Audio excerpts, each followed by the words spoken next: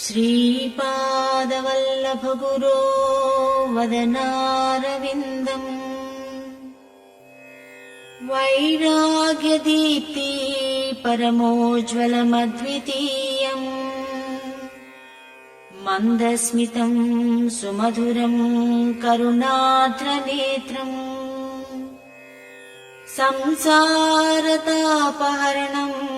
सततं स्मरामि। श्रीपादवल्लभगुरो करकल्पवृक्षम्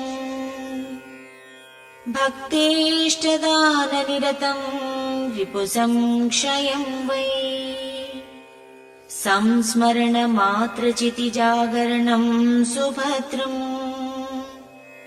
संसारभीतिशमनं सततं भजामि।